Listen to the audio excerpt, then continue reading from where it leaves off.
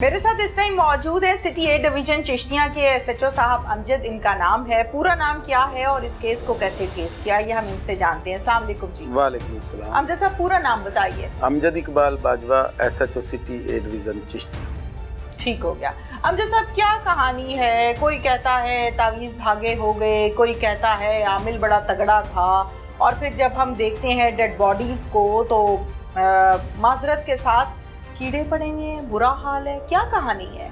जी ऐसे ही है कि मैं 15/10/2023 को इधर अपने ऑफिस में ही मौजूद था कि 15 पे कॉल मौसूल होती है कि मोहल्ला ताजपुरा की गली नंबर 3 में एक मकान है जो बाहर से बंद है, जो बैठकनुमा कमरा है वो बाहर से बंद है, ताला लगा हुआ है, और जो उसका बड़ा गेट है, आनी गेट है, वो अंदर से लॉक है। ठीक है। और इतनी बदबू और ताफन फैला हुआ है कि वहाँ से गुजरना मुश्किल है। ये कॉलर के अल्फाज थे। अच्छा। तो कॉलर की इस कॉल पे मैंने फौरी तौर पर रिस्पॉन्ड करते हुए अपनी टीम के हमरा में वहाँ बताई हुई मतलूबा जगह पे पहुँचता हूँ। तो जब देखता हूँ तो वहाँ पे ऐसे ही मतलब इतना ताफन फैला हुआ था कि वहाँ दाखिल गुजरना मुश्किल था।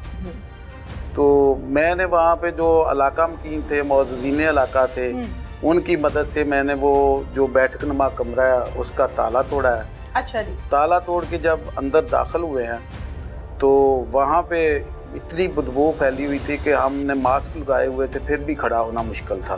ठीक है। तो जब अंदर उनके हम घर में दाखिल होते हैं तो 2 डेड बॉडीज पड़ी हुई हैं जिनकी मतलब वो सही तरह जो है उनके चेहरे भी नज़र नहीं आ रहे थे। इतनी वो मतलब हालत ऐसे हो चुकी थी, वो डेड बॉडीज फूल चुकी थी, पोर्टिफाइड हो रही थी, कीड़े उनमें पड़ चुके थे, तो उनकी ऐसे पोजीशन बनी हुई थी। तो वहाँ पे मैंने फौरी तौर पर हमारी जो पीएसए टीम है उसको कॉल की है। मैंने वो जो मतलब है जगह जो है वो कुआ वाली, उसको मैंने कार्डन किया है। कार्डन करने के बाद जो हमारे आईटी के इंचार्ज हैं, नुमान एसआई साहब हैं, उनको मैंने उनसे कांटेक्ट किया है, वो भी फौरी तौर पे आ गए हैं। मेरे एसडीपीओ साहब जो हैं गुल हसन साहब, वो भी मौका पे आ गए हैं। मैंने जिसको भी कॉल किया है उन्होंने अच्छा रिस्पॉन्ड किया है। ठीक है। मेरे जो डीपीओ साहब हैं वो जब मैं मौके पर पहुंचा हूँ, मैंने उन्हें फौरी तौर पर वो जो पोजीशन थी डेड बॉडीज़ की वो बताया, तो अल्हम्दुलिल्लाह उन्होंने मुझे बहुत अच्छा गाइड किया है। मेरे एसपी इन्वेस्टिगेशन बहावलनगर जमशेद साहब, उनसे मैंने रब्ता किया तो उन्होंने भी मुझे बहुत अच्छा गाइड किया। ठीक है। और उसी गाइडलाइन को मद्देनज़र रखते हुए मैं जिस ट्रैक पे चला हूँ तो अल्लाह ताला ने मेरी मदद की है। बिल्कुल ठीक है। अमजद साहब, मुझे ये बताइए कि डेड बॉडीज़ को आपने देखा, ये डेड बॉडीज़ एक मर्द की है और एक औरत की है। अच्छा, इनको जब आपने देखा, आपने बताया कि इनकी हालत खासी ख़राब हुई थी, फूल गई हैं और कीड़े वगैरह पड़ गए हैं उसमें। इनको मर्डर क्या बज़रिए फायर किया गया था या कोई गला शला काटा है? किस तरह कत्ल किया है? नहीं, उनके जो मतलब उनकी पोजीशन थी डेड बॉडी की, वो हमें पता चल गया था कि ये किसी तेजदार आले से इन पे हमला किया गया है। ठीक है। उनके गले काटे गए थे, दोनों के गले काटे गए थे, और उनके जो चेहरे पे इतनी बेदर्दी से मतलब वो छुरियों के वार किए गए थे कि वो उनका चेहरा बिगाड़ दिया था कातिल ने। ठीक है, यानी पहचान करना मुश्किल था। बिल्कुल ठीक है। अच्छा, मुझे ये बताइए, इसके अलावा घर में और क्या क्या आपने देखा? क्राइम सीन जो होता है वो बड़ा इम्पोर्टेंट होता है, तो और क्या क्या आपने देखा? क्राइम सीन मैंने वहाँ पे जो मतलब यहाँ तक मैंने देखा है कि जो मेरी टीम आई थी पीएसए की, उनके साथ मैंने जो जो चीज़ें उधर पड़ी हुई थी उनको देखा है। खून कहाँ कहाँ पे बिखरा। ब्लड ट्रेल थी इसमें? जी, ब्लड ट्रेल थी। जी जी, नजर आ रही थी? तो नजर आ रही थी वो, मतलब वहाँ पे मेरा पाँव फिसलाया है। अच्छा। हाँ, इतना ब्लड वहाँ पे पड़ा हुआ था।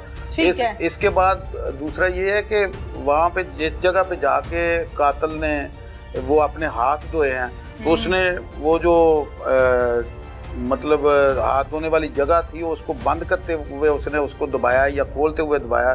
वहाँ पे उस पे उसके फिंगरप्रिंट जो है वो भी वाजे मतलब लगे हुए थे। ठीक है, बिल्कुल ठीक है। वो भी पीएसए टीम ने कब्जे में लिए थे। ठीक है। बिल्कुल ठीक है। जाहिर है फिर मौके वारदात पे आपने सारों को बुलाया क्राइम सीन पर और फिर सारी अपने अपने शवाहिद इकट्ठे किए। फिर उसके बाद इसका मुद्दई तो कोई था नहीं।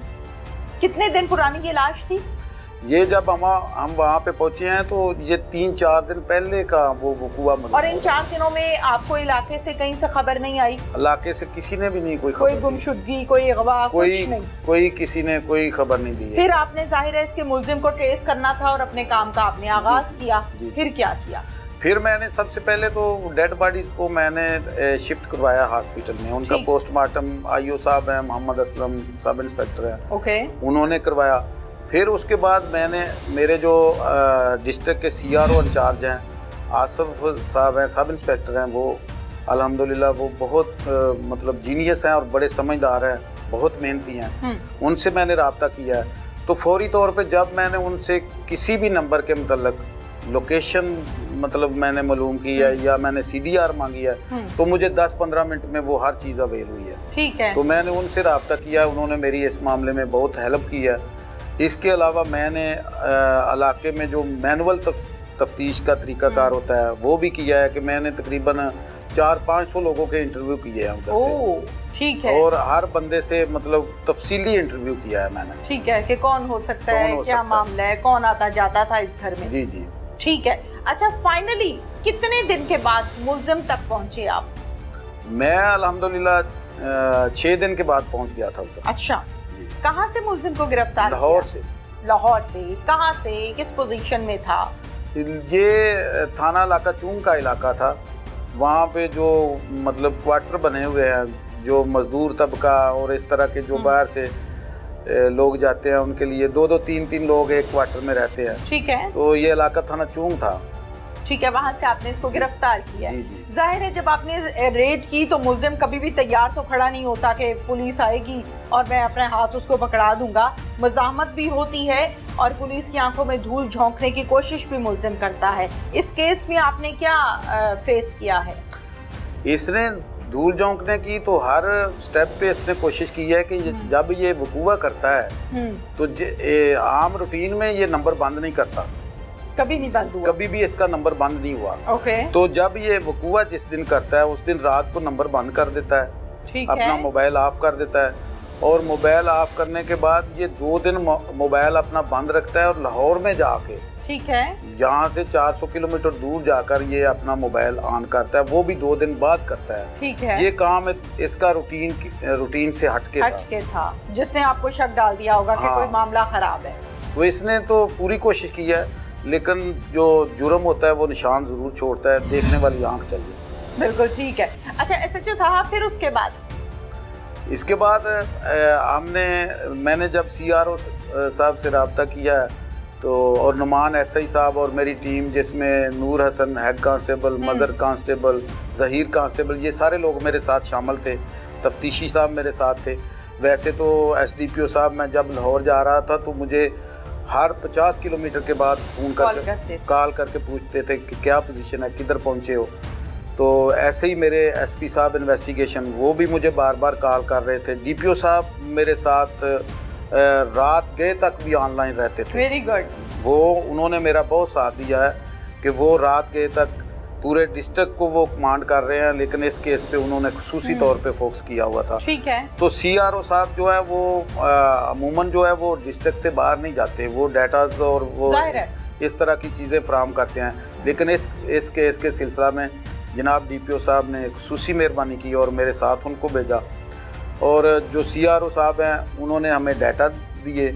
मैं और नुमान SI साहब जो हैं हमने बैठकर वो डाटा रीड किए। रीड करने के बाद हमने वो उसमें शॉर्ट लिस्ट करते रहे।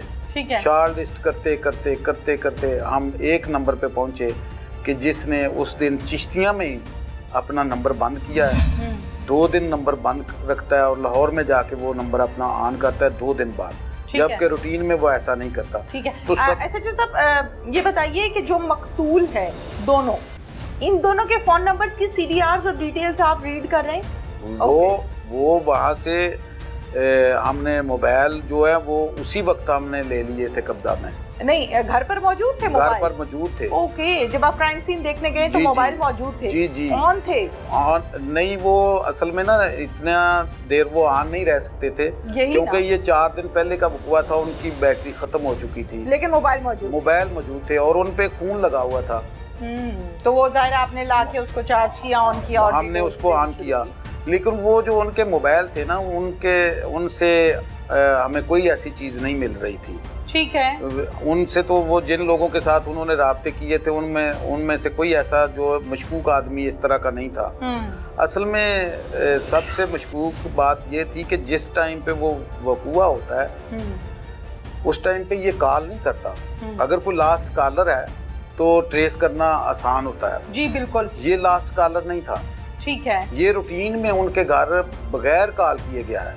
ठीक है। पहले भी चला जाता था, उस दिन भी ये कॉल किए बगैर ही उनके घर गया है। तो अगर ये कॉल करता तो इसको आसानी हो जाती, ट्रेस करना आसान था। ठीक है। फिर फाइनली आपने इसको अरेस्ट किया और ले आए। आपकी तफ्तीश क्या कहती है, वजह अनात क्या है? मेरी तफ्तीश के मुताबिक वजह अनात यही है कि वो असल में ये बंदा जो है, इंसान है ना, वो हौसला नहीं रखता। फितरी तौर पे इंसान जो है ना, ये बेसब्रा है। बेसब्रा है। तो अगर ये सब्र करता और अल्लाह ताला के पाक कलाम की मदद लेता तो कभी ये यहाँ तक ना पहुँचता। ये असल में इसने खुद भी, मेरा ख्याल है, कभी नमाज नहीं पढ़ी होगी, जो इसका ज़हन ज़्यादा चेंज हुआ है। वो जो लोग थे वो असल में दोनों मियाँ बीवी जो बे औलाद थे, तो जो बे औलाद लोग होते हैं ना, वो इधर जादू टूने की साइड पे ज़्यादा जाते हैं। तो इस तरह का इनका इशू था, वो जादू टूना वगैरह करते थे, ऐसे मामला थे इनके। इसके दिल में यही बात बैठ गई कि ये जादू टूना मुझ पे भी करते हैं, मेरे वालिदैन पे भी किया है और मेरे बच्चों पे भी करते हैं। अच्छा जी। हालांकि ये पहले उनका फैमिली मेंबर बना हुआ था। बहुत ज्यादा आना जाना था? बहुत। कितने सालों का? ये तकरीबन 20-22 साल। ओह, जाहिर है वो 20-22 साल के बाद जब पीछे हटा तो फिर ये हुआ। बिल्कुल ठीक है, thank you very much. Thank you. Nasibullah Khan साहब डीपीओ बहावलनगर तैनात हैं, अपनी जिम्मेदारियों को बड़े आसान अंदाज में सरअंजाम दे रहे हैं। डबल मर्डर, घर में लाशें बरामद होना और पुलिस को इत्ला मिलना एक मोहल्लेदार के जरिए से, वकूए पर डीपीओ का जाना और टीम तश्कील देना और ये टास्क सौंपना एसएचओ को कि मुझे फौरन ये पूरी की पूरी कहानी क्या हुई और वो मुल्जिम कौन है जिसने किया, मुझे वो अरेस्ट चाहिए। एसएचओ का हुक्म की ताबेदारी करना और काम का आगाज करना, ये सारी कहानी तो हमने आपको दिखाई ही। डीपीओ साहब से हम ये जानते हैं कि वकूए पर भी गए, क्राइम सीन भी देखा, मामलात को भी देखा, अपना एक टीम भी बनाई। एक्चुअल फैक्ट्स क्या थे जिसकी वजह से ये दोनों कत्ल हो गए? अस्सलाम वालेकुम जी। जी वालेकुम सलाम। नसीब साहब बताइएगा कि आपको, मतलब आप एक एक्सपीरियंस्ड ऑफिसर हैं, हजारों की तादाद में केसेस देखे, हल किए, मुल्जिमान को गिरफ्तार करवाया, आपको इस कहानी में सही बात क्या लगी कि कौन सी चीज थी जो इत्लाश तक ले आई? जी बिस्मिल्लाहिर्रहमानिर्रहीम। ये जब मैंने चार्ज लिया एस डीपीओ बहावलनगर तो ये पहले हफ्ते का ही सबसे मुश्किल केस मेरे सामने आया।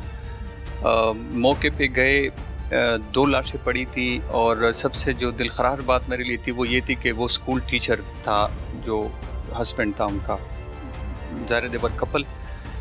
और जब हम गए तो जिसने भी किया था इस शफाक तरीके से किया था और इतनी चालाकी से किया था कि कई दिन बाद इलाका मोहल्ला ने लोगों ने बताया है कि यहाँ से तो स्मेल आ रही है। उसके बाद फिर जो है फिर पुलिस ने अपना काम शुरू किया और ये 1-2 दिन तो बहुत ही मुहिम रहा कि क्योंकि किसी ने कुछ नहीं देखा था, कुछ भी नहीं था इस केस में हमारे पास।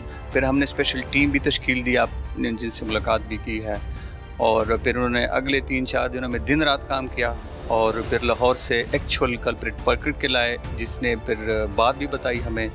और वो बात बहुत वरीसम है कि पीछे कहानी ये थी कि वो जो खातून थी जो मर्डर हुई थी उस पे इल्ज़ाम यह था कि उसने कोई जादू टूना किया हुआ है, और जो कल्प्रिट था वो कन्विंस था कि उसकी वजह से मेरे घर में बहुत मसाइल हो रहे हैं, और उसकी वजह से उसको ये ज़रूरी लगा कि अब तो अगर मैं उसको ना मारूं तो वो तो मेरे घर में किसी को मार देगी या शैतानी जादुओं के ज़रिए से किसी को इतना ख़राब कर देगी कि मैं तो फिर जीने के काबिल नहीं रहूँगा।